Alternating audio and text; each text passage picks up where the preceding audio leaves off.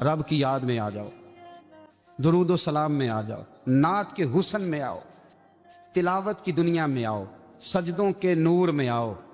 آؤ کبھی کھول کے دل مسجد کی صفائیاں کرے، آؤ آؤ نہ کبھی کوئی بوڑھا دادی نانی دادا ان کے پاس بیٹھ کے پیر دبا کے اللہ کو راضی کرے۔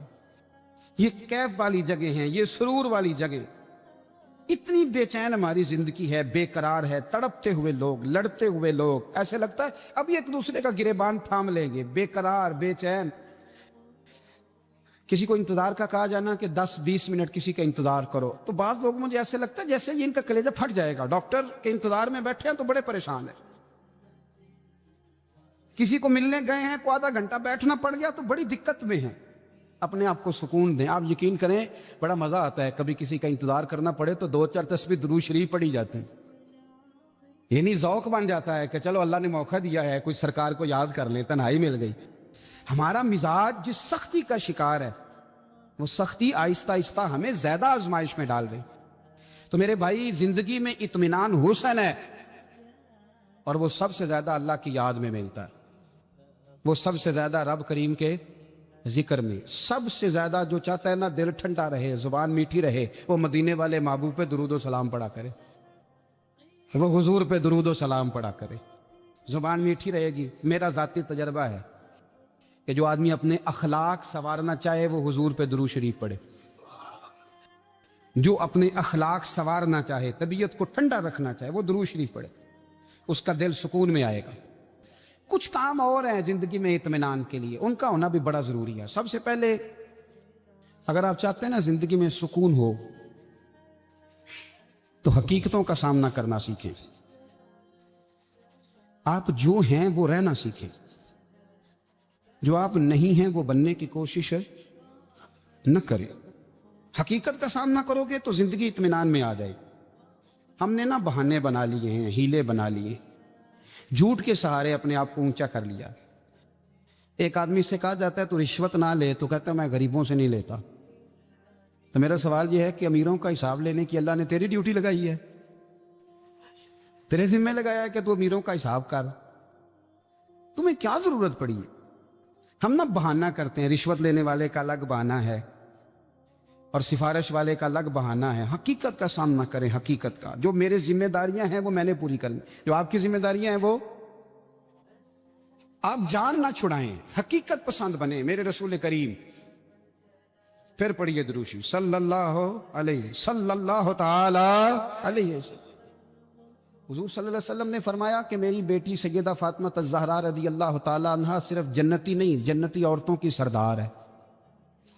لیکن حضور نے یہ بھی فرمایا کہ فاطمہ یہ خیال رکھنا اگر اللہ نے حساب پوچھا تو حساب تم نے خود دینا ہے۔ حقیقت کی طرف توجہ کرائی حضور نے، وہ صرف جنتی نہیں، جنتی عورتوں کی سردار ہیں، پر حقیقت کی جانب توجہ۔ میں حقیقت یہ ہے کہ اگر مالک نے حساب پوچھا تو اس کی تیاری بھی کرنی ہے۔ دیکھیں نا، ہمیں کچھ یقین نہیں، اللہ معاف کرے کہ ہمارا حساب کیسا ہوگا، لیکن کتنے آزاد ہیں۔ یعنی بڑی دلیری سے بندے کہتے ہیں فجر نہیں پڑھتا جی، 3 پڑھتا ہوں جی، شاہ رہ جاتی ہے جی، کپڑے صاف، بڑی دلیری سے۔ اور سیدہ فاطمہ الزہرا نے ساری رات مصلی باندھ رکھا ہے، حالانکہ انہیں یقین تھا کہ رب مجھے بغیر حساب کتاب جنت دے گا۔ حقیقت کا سامنا کریں، جو حقوق آپ کے ہیں وہ آپ نے ادا کرنے، جو ذمہ داریاں ہیں وہ ذمہ داریاں ہیں۔ دیکھیں نا، حضرت موسیٰ کلیم اللہ علیہ السلام کے پاس اسرائیل روح نکالنے آئے تو حضرت موسیٰ نے تھپڑ مارا، آنکھ نکال دی، واپس گئے۔ انہوں نے تو جلال فرمایا ہے، کہا موسیٰ علیہ السلام سے کہیے بیل کی پشت پر ہاتھ رکھیں، جتنے بال ان کے دستے مبارک کے نیچے آئیں گے اتنے 1000 سال ان کی عمر بڑھا دی جائے گی۔ یعنی میرے کان میں کوئی بتا دے کہ جناب 60 سال بڑھ گئی، یا آپ کے کان میں کوئی کہہ دے تو خوشی ہوتی ہے کہ نہیں؟ لیکن یہ حقیقت پسندی نہیں، اس لیے کہ 60 بھی گزر جائیں گے، 70 بھی، یہ حقیقت نہیں۔ حضرت موسیٰ کلیم، چلے میں مثال دیتا ہوں، سمجھ لے 10 بال، حالانکہ بہت زیادہ آتے ہوں گے، 10 بال اگر حضرت موسیٰ کے ہاتھ کے نیچے آئے تو 10,000 سال تو عمر بڑھ گئی نا۔ 10 یعنی 10 سال نہیں، 10 100 نہیں، 10 بہت زیادہ تھی نا۔ تو حضرت موسیٰ کلیم اللہ علیہ السلام سے آ کے عرض کیا گیا حضور بیل کی پشت پر ہاتھ رکھیں، جتنے آپ کے ہاتھ کے نیچے بال آئیں گے اتنے 1000 سال عمر بڑھ جائے گی۔ تو حضرت موسیٰ نے حقیقت پسندی والی بات کی، فرمایا پھر کیا ہوگا؟ 10,000 سال کے بعد پھر کیا ہوگا؟ کہا حضور جانا تو پھر بھی ہے، فرمایا پھر ابھی چلتے ہیں۔ اگر جانا ہے نا، جانا ہے تو پھر، اگر جانا ہے تو پھر ابھی، اور سجنوں اگر نماز پڑھنی ہے تو ابھی کیوں نہیں؟ اگر داڑھی رکھنی ہے تو پھر رمضان کا انتظار کیوں کریں؟ ابھی کیوں نہیں؟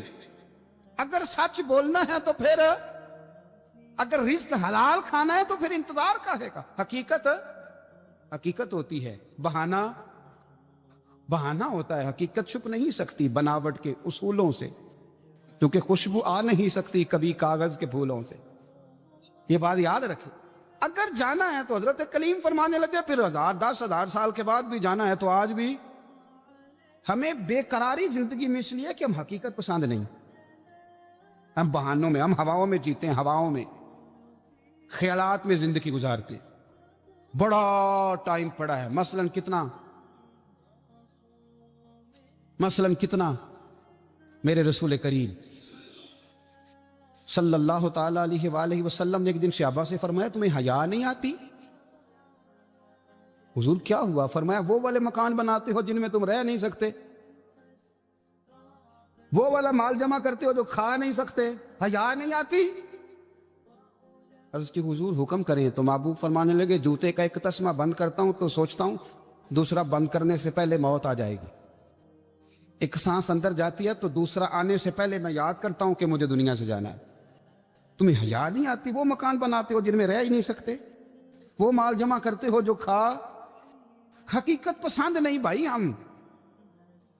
بہت سارے لوگ یہاں بڑی باتیں سناتے ہیں، بڑی، میں کہتا ہوں اصل میں نا زیادہ باتیں سنا کے نا بیچارہ اپنے آپ کو مطمئن کرنا چاہتا ہے، اصل بات یہ ہے کہ اندر سے نا ہلا ہوا ہے، کچھ بھی نہیں، بڑا زیادہ ہنستا ہے اور مجھے لگتا ہے کہ کوئی گہرا زخم چھپا رہا۔ اس لیے ملمہ سازی، حقیقت پسند بنو، حقیقت پسند۔ یاد رکھنا من ترک صلاۃ متعمدا فقد کفر، میرے رسول نے حقیقت بیان کی، فرمایا جس نے ایک نماز بھی جان بوجھ کے چھوڑی اس نے رب کے رب ہونے کا انکار کیا، اس نے کفران نعمت کیا۔ یہ حقیقت ہے، کوئی کلیریفیکیشن نہیں، کوئی وضاحت نہیں۔ جو نماز نہیں پڑھتا، جھوٹ بولتا ہے، غلط بیانی کرتا ہے، جو شخص رزق حرام کما کے کہتا ہے کہ اس کے بغیر گزارا نہیں چلتا، وہ جھوٹ بولتا ہے۔ اس لیے کہ رب فرماتا ہے جب تجھے پیدا کیا ہے تو تیرا رزق میرے ذمہ ہے۔ اللہ فرماتا ہے کہ لا یکلف اللہ نفسا الا وسعها، میں کسی پر وہ بوجھ نہیں ڈالتا جو اٹھا نہ سکے۔ نماز فرض کیا اس کا مطلب ہے ہم پڑھنے کے قابل ہیں، اس نے ہمارے ذمہ داریاں لگائی ہیں تو مطلب یہ ہے کہ ہم ذمہ داریاں ادا کرنے کے قابل ہیں، ورنہ وہ کہتا ہے میں وہ بوجھ ڈالتا ہی نہیں جو تجھ سے اٹھایا نہ جائے۔ اگر چاہتے ہو کہ زندگی میں اطمینان ملے تو خدا را حقیقت پسند والی زندگی گزارو۔ یہ فضاؤں میں زندہ رہنا، ہواؤں میں، اللہ بڑا معاف کرنے والا ہے، اللہ بڑا کریم ہے، معاف کر دے گا، تو بھئی یہ بات صحابہ کو بھی پتا تھی، یہ اہل بیت کو بھی خبر تھی، تو وہ تو ایک ایک بات کا لحاظ کرتے تھے۔ یہ غوث اعظم کو بھی پتا تھی، یہ ان کے والد کو بھی پتا تھی، جنہوں نے کسی کا ایک سیب کھا لیا تھا تو 12 سال اس کے گھر میں نوکری کرتے رہے، انہیں نہیں پتا تھا اللہ بڑا کریم ہے، معاف کر دے گا، ایک سیب ہی ہے نا۔ تو حقیقت پسندی آپ کو سکون دے گی، اور اگر آپ نے اپنے آپ کو غیر مطمئن کیا ہوا ہے، بات کچھ اور ہے، اور آپ نے اپنے آپ کو ڈال کسی اور طرف لیا ہے، تو پھر آپ کو سکون مل سکتا؟ سکون حقیقت پسندی میں، اصل میں سکون ہوتا ہے، اداکاری میں سکون نہیں ہوتا۔ تیسری بات سنیں، اگر آپ چاہتے ہیں زندگی میں مطمئن رہیں تو دنیا داروں سے امیدیں توڑ دیں،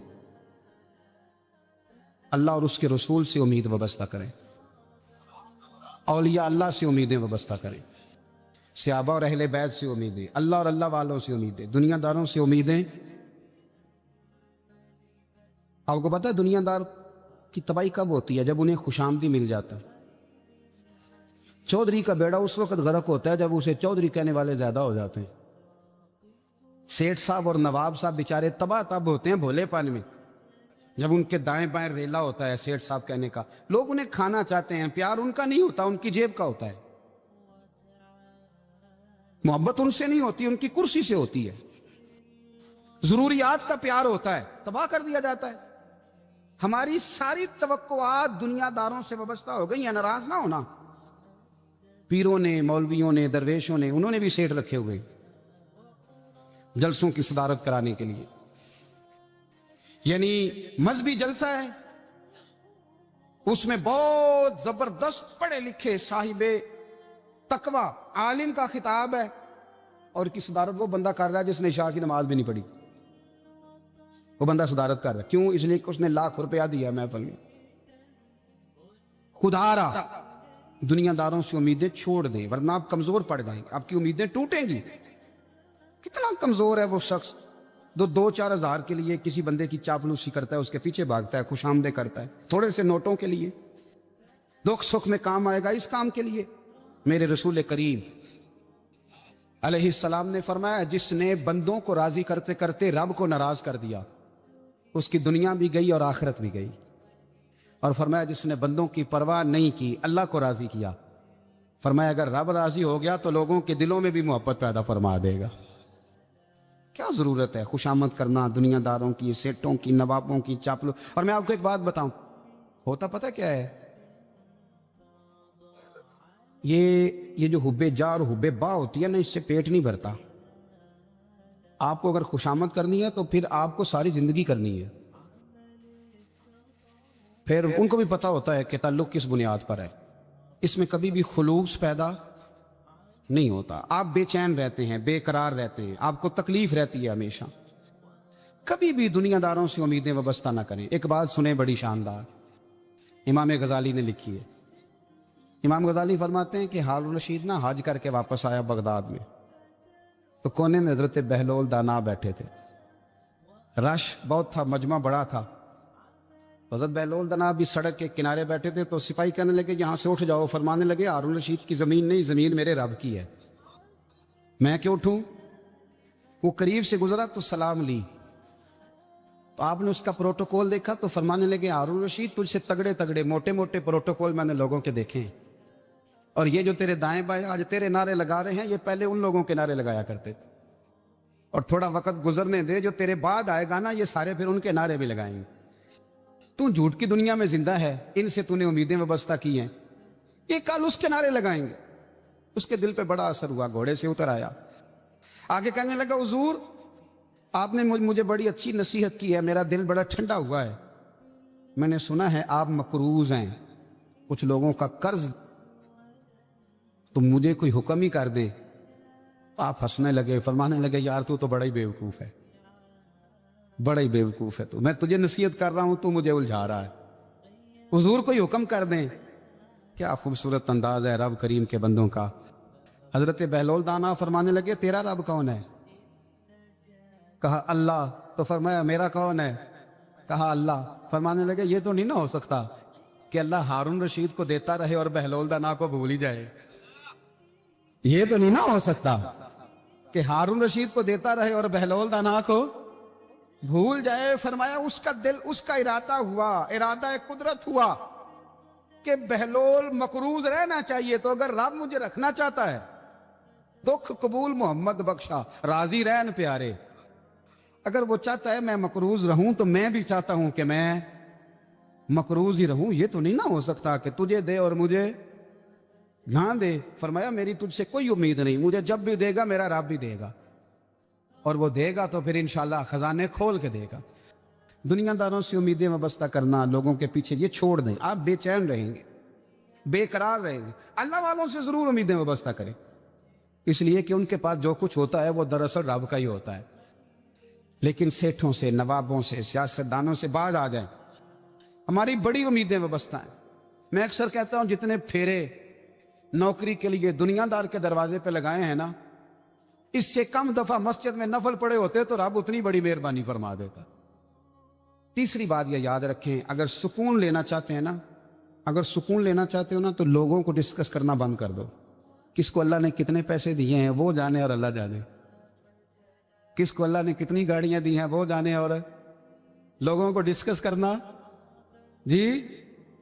यानी मैं एक जगह बैठा था, تو ایک صاحب گاڑی والا گزرا گاڑی میں بیٹھ کے، اس کا پڑوسی تھا،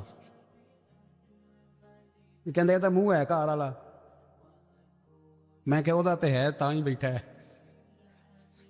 تے ہن میں کہ سمجھانا سی نا انہوں، میں کہ توں تے میں حساب لائیے بھی ساڈے کول کوئی نہیں، وہ تے ہے لیکن نا اللہ نے اسے دی ہے نا، تو اللہ نے چاہا نا وہ کار میں بیٹھے، تو اس نے پھٹے پہ بیٹھ کے یہ تبصرہ کیا کہ منہ ہے کار والا، میں کہ ابھی وہ تے ہے تاں کار رہے تھے۔ اب مجھے تجھے اندازہ لگانا چاہیے کہ ہم کیا یہ بحث ہے، یعنی اللہ کو چاہیے تھا معاذ اللہ کے پہلے تم سے پوچھتا کہ اسے کار دینی ہے کہ نہیں، کیا مطلب فضول بحث ہے۔ وہ چیز ہمیں اتنا تنگ کرتی ہے، اتنی تکلیف دیتی ہے کہ آپ یقین کریں سارا دن اسی کو ڈسکس کرتے ہیں، سارا دن اس کے پاس گاڑی ہے، اس کے پاس کار ہے، فلانے کا پیسہ 1 نمبر ہے، فلانے کا 2 نمبر ہے، فلانے کا 6 نمبر ہے، اصل بات کے اندر حسد ہے، اس کو نکالو۔ ایک بات کہنے لگا ہوں، اسے یاد رکھنا، میرے اعلیٰ حضرت رحمۃ اللہ علیہ فرمایا کرتے، حسد کرنے والا بندوں پر اعتراض نہیں کرتا، اللہ پر اعتراض کرتا، وہ کہتا ہے اللہ اسے کیوں دیا ہے، اتنا کیوں دیا ہے، معاذ اللہ وہ اللہ کی تقسیم پر اعتراض کرتا۔ حسد کرتے ہو بے چین رہو گے، حسد آپ کے دل کو تڑپا کے رکھ دے گا، چھوڑے۔ اللہ بڑا کریم ہے، جس کو جہاں چاہتا ہے وہاں بٹھا دیتا ہے۔ آپ قطعاً اس بحث میں نہ پڑیں کہ اللہ نے کس کو کتنا دیا ہے، کب دیا ہے، کیوں دیا ہے، وہ بڑا بے نیاز ہے۔ حسد آپ کو تباہ کرے گا۔ دنیا میں پہلا گناہ جو ہوا تھا وہ حسد تھا۔ ابلیس نے حضرت آدم سے حسد کیا، کہنے لگا میں بہتر ہوں، سرداری اس کو مل رہی ہے، تو یہ تو اللہ کو پتہ ہے نا کس کو دینی ہے۔ اور دنیا میں پہلا قتل حسد کی وجہ سے ہوا، حابیل قابیل کے درمیان حسد کا معاملہ تھا، خاتون کا نکاح اس سے کیوں ہو رہا ہے، مجھ سے ہونا چاہیے۔ حسد تباہی کرتا۔ آپ یقین کریں، یعنی دکاندار کے سامنے دوسری دکان پڑتی ہے، پریشان ہو جاتا ہے، وہ کہتا ہے میرا کیا بنے گا، لا حول ولا قوت الا باللہ العلی العظیم، یعنی تیرا کیا خیال ہے کہ تیرے حصے کی روٹی وہ کھا جائے گا، اتنا چھوٹا دل، یعنی تیرا موقف یہ ہے کہ تیرے حصے کا نصیب اس تک چلا جائے گا، یہ تیری خواہش ہے۔ ایک دوسرے کی کمزوریاں بیان کرنا، اس کا تو مال ہی ناقص ہے جی، اس کے تو پاس ہی کچھ نہیں، یہ تو کمزور لوگوں کا طریقہ ہے۔ میرے رسول کریم علیہ الصلوۃ والسلام گزر رہے تھے، پت جھڑ کا موسم تھا، خزاں کا موسم تھا، درختوں کے پتے جھڑ رہے تھے، صحابہ کو ساتھ لے کے حضور گزرے، اور ایک درخت کی ٹہنی کو پکڑ کے حضور نے ہلایا۔ صحابہ فرماتے ہیں کہ چھم چھم اس کے پتے گرے، زمین پر ڈھیر لگ گیا۔ حضور نے فرمایا دیکھا تم نے کیا ہوا؟ حضور ہاں۔ فرمایا کتنی تیزی سے پتے جھڑے ہیں، صرف تنا رہ گیا ہے اور خالی ٹہنیاں رہ گئی ہیں، کوئی حسن بچا ہے؟ حضور نہیں۔ تو نبی کریم فرمانے لگے جو حسد کرتا ہے نا، اس کی نیکیاں بھی اسی طرح جھڑ جاتی ہیں، اسی طرح۔ اور ایک جگہ حضور فرمانے لگے جس طرح راکھ لکڑی کو آگ کھا جاتی ہے، جس طرح لکڑی کو آگ، جب آگ کھا جائے تو پھر لکڑی کو لکڑی نہیں کہا جاتا، راکھ کہا جاتا ہے، کوئلہ کہا جاتا ہے، اس کی اصل باقی، یعنی اسے کھائی جاتی ہے۔ تو حضور علیہ الصلوۃ والسلام فرمانے لگے جس طرح آگ لکڑی کو کھا جاتی ہے، فرمایا اسی طرح حسد نیکیوں کو کھا جاتا ہے، نیکیاں رہتی نہیں۔ حسد کرنے والے کے پاس نیکیاں، یعنی ان کی اصل شکل موجود، کبھی بھی حسد نہیں کریں۔ اللہ کی تقسیم ہے، جس کو چاہے جب چاہے جتنا چاہے عطا کرے۔ اور چوتھی بات میرے بھائی، کبھی بھی بغض نہ پیدا کریں۔ بغض والے لوگ بے سکون رہتے ہیں۔ بہت ساری کمزوریاں ہمارے اندر ہوتی ہیں نا، پھر اللہ ہماری روزی تو نہیں نہ بند فرماتا، یہ تو نہیں کہتا کہ زمین سے نکل جاؤ۔ اگر یہی والا معاملہ ہو جو ہمارا ہے کہ شادی پہ اس نے میرے ساتھ برا سلوک کیا تھا، اب ساری زندگی بغض رکھنا ہے۔ اگر یہی معاملہ فرشتے اللہ کی بارگاہ میں کہیں کہ یا اللہ اس نے فلانے دن شراب پی تھی، اب اس کو زمین میں نہیں رہنے دینا، نظام زندگی چلے گا؟ تو اگر اللہ ہمیں معاف کرتا ہے تو ہم بندوں کو معاف کیوں نہیں کرتے؟ آپ یقین کریں، اتنی لمبی عداوتیں، اتنا لمبا حسد، اتنا لمبا بغض، اتنا لمبا۔ حدیث میں نے پڑھی، میں حیران رہ گیا۔ میرے نبی کریم علیہ الصلوۃ والسلام نے فرمایا اپنی بیوی سے کبھی بغض نہ رکھنا، اگر اس کی ایک بات ناپسند ہو تو اسے چھوڑ کے وہ بات دیکھو جو تمہیں پسند ہے۔ میں اس حدیث کو پڑھ کے سوچنے لگا کہ کیا بیوی کا بھی بغض رکھتے ہیں لوگ؟ اب حضور نے کہا ہے تو اس کا مطلب ہے لوگ بیوی کا بغض بھی رکھتے ہیں۔ اب اس پر استدلال کر کے مجھے کہنا پڑے گا کہ سسرال والوں کا بغض بھی رکھتے ہیں، کہنا پڑے گا کہ بھائی کے سسرال والوں سے بھی بغض رکھتے۔ اس حدیث کی روشنی میں سمجھا کہ لوگ بھابھی کا بغض رکھتے ہیں، بغض، ورنہ عادتیں تو ہماری بھی کئی بری ہوتی ہیں۔ اگر عادات ایک وجہ بنے اختلاف کی تو عادتیں تو ہماری بھی کئی بری ہیں، لیکن ہم اپنی بری عادتوں سمیت اپنے آپ سے پیار کرتے ہیں، اور سامنے والے کی ایک بھی عادت بری ہو تو اس سے بغض رکھتے ہیں۔ بغض نہ پیدا کریں۔ میرے نبی پاک علیہ الصلوۃ والسلام نے فرمایا کچھ چیزیں تمہارے دین کو مونڈ ڈالیں گی، تباہ کر دیں گی، کاٹ دیں گی۔ حضور کون سی؟ فرمایا حسد، تکبر اور بغض، یہ تمہارے دین کو تباہ کر دیں۔ ہم بے چین اس لیے ہیں کہ ہم نے بہت سارے لوگوں کا بغض پالا ہوا، اور ہر فیلڈ میں سیاستدان نے سیاستدان کا، ذاتیات پر اتر کے بات کرتے ہیں، معزز ترین لوگ، تاجر نے تاجر کا، اللہ ماشاءاللہ بعض جگہ پہ اہل علم بھی ایک دوسرے سے عداوت رکھتے ہیں۔ خدا را دل رب کریم کے آنے کا ٹھکانہ ہے، یہ صاف ہوگا تو اس میں رب رسول کے جلوے ہوگے، اگر اس میں عداوت ہو، اس میں بغض ہو، اس میں کینہ ہو، نفاق ہو۔ سنیں میرے رسول کریم حضرت ابو بکر صدیق رضی اللہ تعالیٰ عنہ کہتے ہیں میں رو ہی پڑا۔ مکہ فتح ہوا نا، تو اکرمہ بن ابو جہل نے پیغام بھیجا کہ میں نا کلمہ پڑھنے کے لیے آ رہا ہوں۔ بات لمبی ہے، میں موضوع پہ رہنا چاہتا ہوں۔ کہتے ہیں جب وہ آنے لگا نا تو نبی پاک نے ہم سب کو بلایا، ہم حاضر خدمت ہوئے تو حضور فرمانے لگے کہ اس کے باپ نے نا بڑا ظلم کیا ہے ہمارے ساتھ، ابو جہل نے بڑا ستایا ہے، بڑی تکلیف دی ہے۔ آپ مجھے بتلائیں کہ وہ ایک دفعہ کسی شادی پہ بحث ہوتی ہے بیوی کے بھائی کے ساتھ، پھر ساری زندگی اس بیچارے کو معافی، وہ 10 دفعہ گھر آتا ہے معافی مانگنے پر، سوال ہی نہیں پیدا ہوتا میں مجھے ہی کہہ دیا، پھر مجھے ہی کہہ دیا آپ نے، اور میری شان میں بے ادبی، اور پھر میں معاف کر دوں؟ توبہ توبہ توبہ، یہ کیسے ہو سکتا ہے؟ میری ناک نیچی ہو جائے گی، اور آپ نے مجھے کہہ دیا، سوال ہی نہیں پیدا ہوتا۔ اور یہ رونا میں اکثر ہوتا ہوں کہ شادی والے دن داماد صاحب کا زیادہ دماغ خراب ہوتا ہے۔ جب چھوٹی سالی کی شادی ہوتی ہے نا، اس دن اس کو بخار چڑھتا ہے، کوئی اس کو کان میں کہتا ہے تیری عزت نہیں کر دے، اس دن اس کا دماغ خراب ہو جاتا ہے، بچے اٹھا کے نکل آتا ہے، وہ بیچارہ سسر منتیں کر رہا ہوتا ہے کہ تیری مہربانی آ جا، یہ عزت کرا رہا ہے۔ تو میں نے کہا احتجاج کر کے جو عزت کرائی جاتی ہے وہ عزت نہیں ہوتی۔ ہاں یہاں مانگ کے عزت لیتے ہیں لوگ، یا احتجاج کی کوئی عزت ہے؟ آپ کے اندر کمالات اتنے ہوں کہ آپ کی عزت کرنے کو دل چاہے، یعنی مزہ آئے، یعنی لطف آئے، یعنی آپ دور بیٹھے ہوں تو کسی کا دل کرے آپ کو اسٹیج پہ بلانے کے لیے۔ یہ کیا بات ہوئی کہ چھائے جانا اور بھاگ کے آگے جانا؟ ان سے نکلیں۔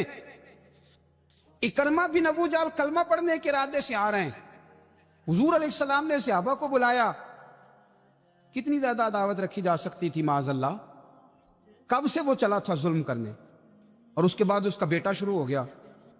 کتنی باتیں تھیں جو ناقابل معافی تھیں، پر کریم رسول نے ہمیں بتلایا ہے کہ سکون والی زندگی کہتے کس کو ہے۔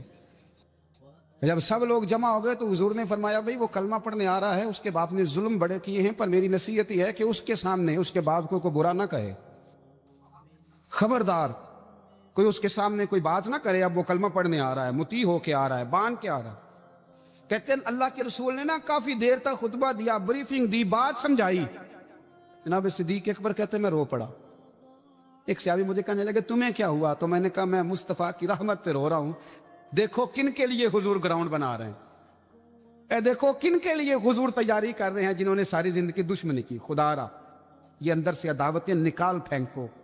او بھائی اتنا تو لمبا ٹائم ہی کوئی نہیں، اتنا تو وقت ہی کوئی نہیں، اس کو صاف رکھو۔ بندہ کوئی کر بھی گیا تو کوئی حرج نہیں، چنگی مندی سجنا کھولو 100 واری ہو جاندی، یار یاراں دا گلا نہیں کر دے۔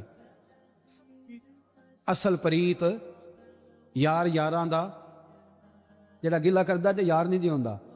ہاں پکی بات، پکی پیڑی۔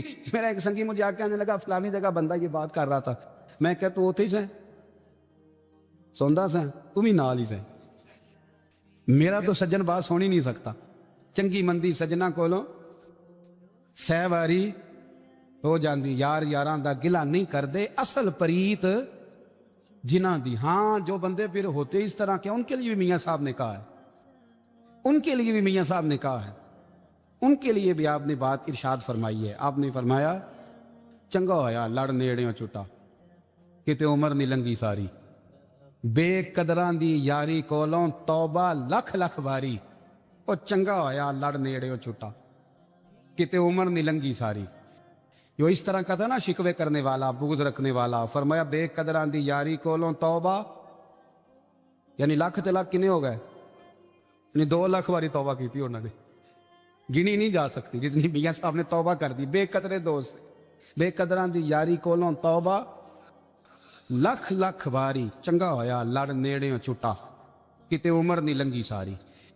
तो मेहरबानी करें, एक तो अगर आप मुतमईन रहना चाहते हैं तो कभी कभी ना मस्त हो के जिक्र इलाही करें।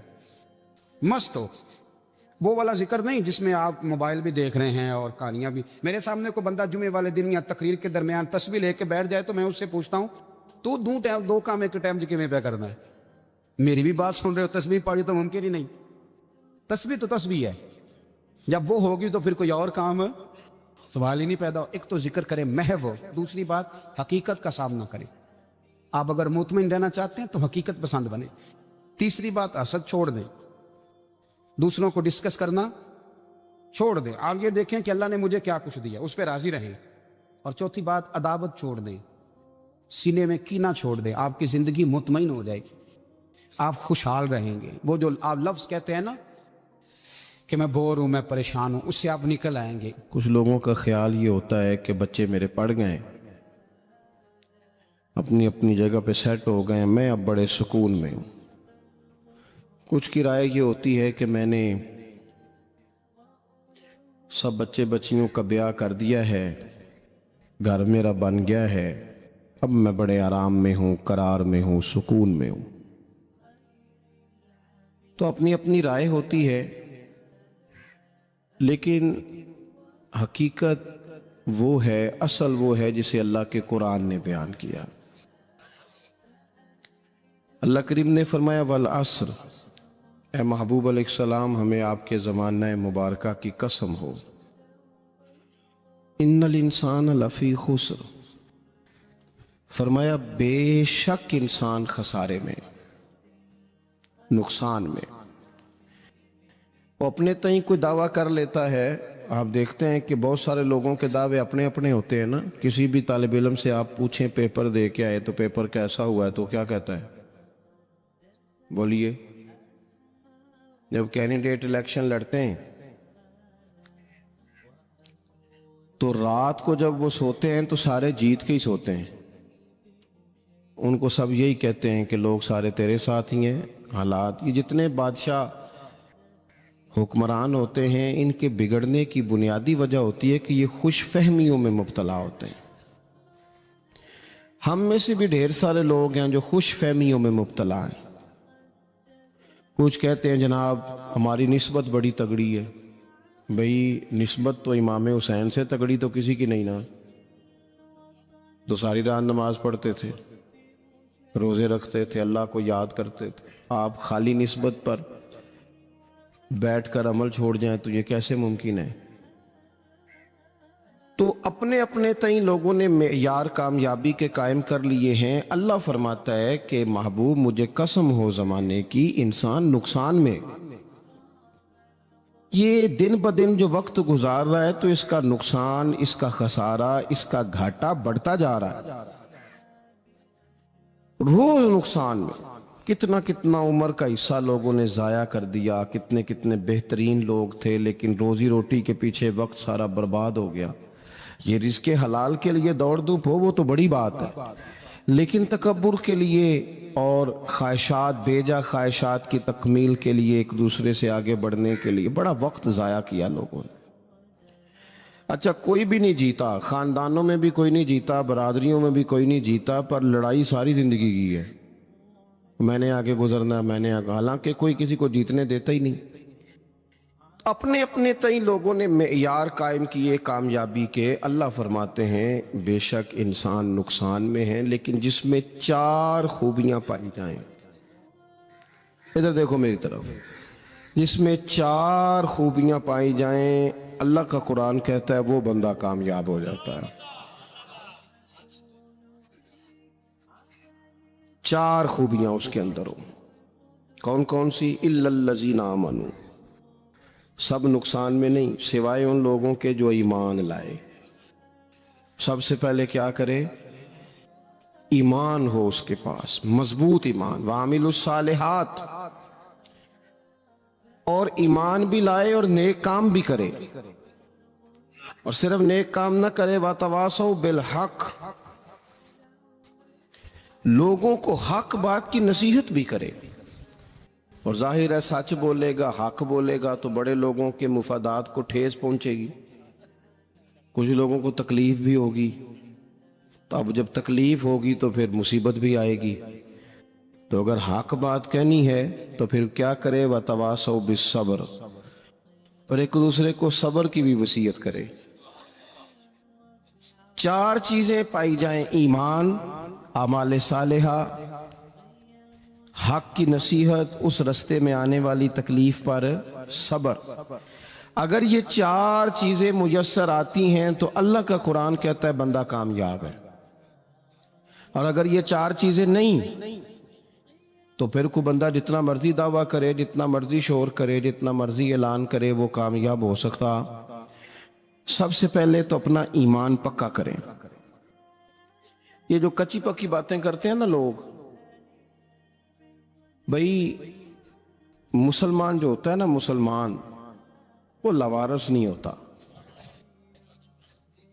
وہ وارث والا ہوتا ہے، اس کا رب ہر وقت اپنی رحمت سے اس کی حفاظت کرتا ہے۔